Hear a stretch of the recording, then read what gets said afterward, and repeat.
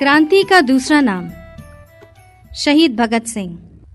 मेरा रंग दे बसंती चोला, मेरा रंग दे बसंती चोला, मेरा रंग दे बसंती चोला, माई रंग दे बसंती चोला। हाँ बच्चों, आपने ठीक पहचाना, ये एक देशभक्ति गीत है। ये क्रांतिकारियों के द्वारा गाया गया वो गीत है। चलिए आज मैं आपको सुनाती हूँ क्रांति का दूसरा नाम शहीद भगत सिंह के विषय में। साहस, स्वाभिमान, आत्मविश्वास, त्याग और बहादुरी की मिसाल शहीद भगत सिंह देश के नौजवानों में ऊर्जा का ऐसा गुब्बार भरा कि विदेशी हुकूमत को इनसे डर लगने लगा। हाथ जोड़कर निवेदन करने की जगह लोहे से लोहा लेने की आग के साथ आजादी की लड़ाई में कूदने वाले भगत सिंह की दिलेरी की कहानियां आज भी हमारे अंदर देशभक्ति की आग जलाती है। भारतीय आजादी के इतिहास में अमर शहीद भगत सिंह का नाम स्वर्ण अक्षरों में लिखा गया है। देशभक्ति के भाव से ओतप्रोत शहीद भगत सिंह का जन्म पंजाब के जिला लायलपुर, गांव बंगा, वर्तमान पाकिस्तान में 28 सितंबर 1909 को एक देशभक्त सिख परिवार में हुआ। इनके पिता सरदार किशन सिंह और माता विद्यावती कौर थीं। इनके जन्म के समय इनके पिता और इनके दोनों चाचा सरदार अजित सिंह, सरदार स्वर्ण सिंह ब्रिटिश साम्राज्य के खिलाफ होने के कारण से जेल में बंद थे। जिस दिन उनका जन्म हुआ उसी दिन उन्हें जेल से रिहा किया गया। इनकी दादी ने इसे भाग्यवान का नाम दिया था। भगत सिंह उन युवाओं में शामिल थे जो देश की आज़ादी के लिए गांधीवादी विचारधारा में नहीं बल्कि लाल बाल पाल के पद चिन्हों पर चलने में विश्वास रखते थे। उन्होंने उन लोगों से हाथ मिलाया जो आज़ादी के लिए अहिंसा का नहीं बल्कि ताकत का प्रयोग करते थे। 30 अक्टूबर 1928 के दिन एक दुखद घटना घटित हुई जिसमें लाला लाजपत राय के नेतृत्व में साइमन कमीशन के खिलाफ विरोध कर रहे थे युवाओं और लाला लाजपत राय की लाठी से पीट पीट कर हत्या कर दी गई। उन्होंने अपने अंतिम समय में भाषण में कहा था, मेरे शरीर पर पड़ी एक एक चोट ब्रिटिश साम्राज्य के कफन के कील बनेगी। और ऐसा ही हुआ। इस घटना से भगत सिंह को इतना आघात पहुंचा कि उन्होंने चंद्रशेखर आजाद, गुरुदेव, सुखदेव और दूसरे क्रांतिकारियों के साथ मिलकर लाला लाजपत राय की मृत्यु के ठीक एक महीने बाद ब्रिटिश पुलिस अफसर सैंडर्स को गोली से उड़ा दिया। लाहौर सेंट्रल जेल 23 मार्च 1931 की शुरुआत किसी और ही दिन की तरह हुई। फर्क सिर्फ इतना था कि रात आई, जबरदस्त आंधी सुबह होते होते सुहानी बयार में बदल गई थी।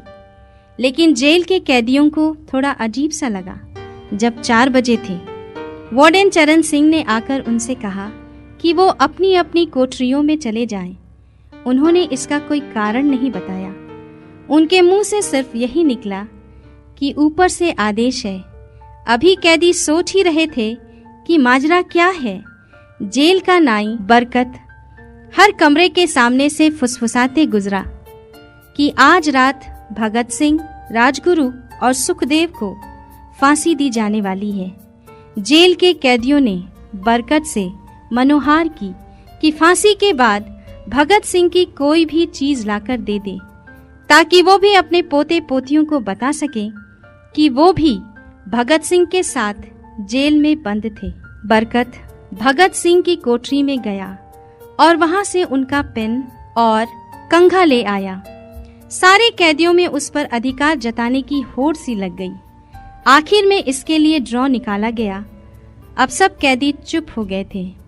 उनकी निगाहें उनकी कोठरी के सामने जाने वाले रास्ते पर लगी हुई थी। भगत सिंह और उनके साथी फांसी में लटकाए जाने के लिए उसी रास्ते से गुजरने वाले थे। एक बार पहले जब भगत सिंह उसी रास्ते से ले जाए जा रहे थे तो पंजाब कांग्रेस के नेता भीमसेन सच्चर ने ऊंची आवाज से पूछा था, आप और आपके साथियों ने लाहौर कॉन्स्पिरेसी केस में अपना बचाव क्यों नहीं किया? भगत सिंह का जवाब था, इनकलाबियों को मरना ही होता है, क्योंकि उनके मरने से ही उनका अभियान मजबूत होता है, अदालत में अपील से नहीं। वार्डन चरण सिंह भगत सिंह के खैरख्वाह थे। अपनी तरफ से जो कुछ बन पड़ता था उनके लिए किया करते थे। भगत सिंह जेल की कठिन जिंदगी के आदी हो चले थे। उनकी कोठरी नंबर 14 का फर्श पक्का नहीं था, उस पर घास उगी हुई थी। कोठरी पर बस इतनी सी जगह थी कि उनका 5 फीट 10 इंच का शरीर बड़ी मुश्किल से उसमें समाता था। भगत सिंह को फांसी दिए जाने के 2 घंटे पहले उनके वकील प्राणनाथ मेहता उनसे मिलने पहुंचे थे।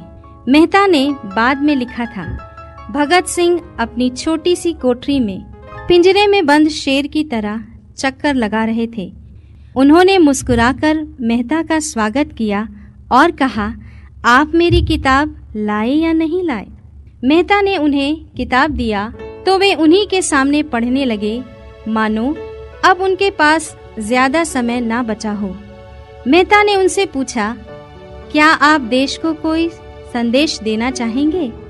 भगत सिंह ने किताब से मुंह हटाए बगैर कहा, सिर्फ 2 संदेश, साम्राज्यवाद मुर्दाबाद और इनकलाब जिंदाबाद। इसके बाद उन्होंने मेहता से कहा, पंडित नेहरू और सुभाष चंद्र बोस को मेरा धन्यवाद पहुंचा दे, जिन्होंने मेरे केस में गहरी रुचि ली थी।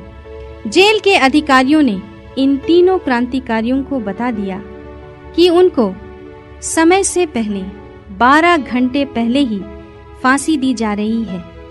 अगली सुबह 6 बजे के बजाय उन्हें उसी शाम 7 बजे फांसी पर चढ़ा दिया जाएगा। थोड़ी देर बाद तीनों को फांसी के लिए उनकी कोठरियों से बाहर निकाला गया। भगत सिंह, राजगुरु और सुखदेव तीनों ने आपस में अपने हाथ जोड़े और अपना प्रिय आज़ादी गीत गाने लगे।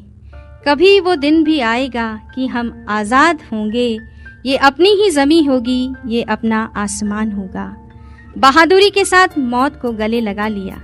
जिस वक्त शहीद भगत सिंह को फांसी दी गई तब वह सिर्फ 23 वर्ष के थे।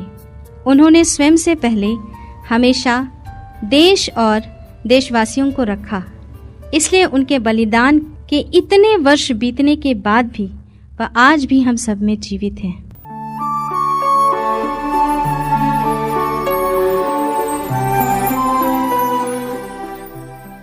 इस कहानी को सुनकर के मेरे बच्चों, आपके मन में भी देशभक्ति का जज्बा जाग उठा होगा। आपने कितने ध्यान से भगत सिंह को सुना, इसको जांचने के लिए मैं कुछ प्रश्न करूंगी। आशा है आप इसके उत्तर ढूंढ कर रखेंगे। मेरा पहला प्रश्न है, किस ब्रिटिश पुलिस अफसर को गोली से उड़ा दिया गया था? मेरा दूसरा प्रश्न है, किस उम्र में भगत सिंह को फांसी मिली थी? जोहार, धन्यवाद। मैं आपकी शिक्षिका एल्बिना कुनगाड़ी, आदिवासी +2 उच्च विद्यालय सीताराम डेरा, जमशेदपुर, पूर्वी सिंहभूम।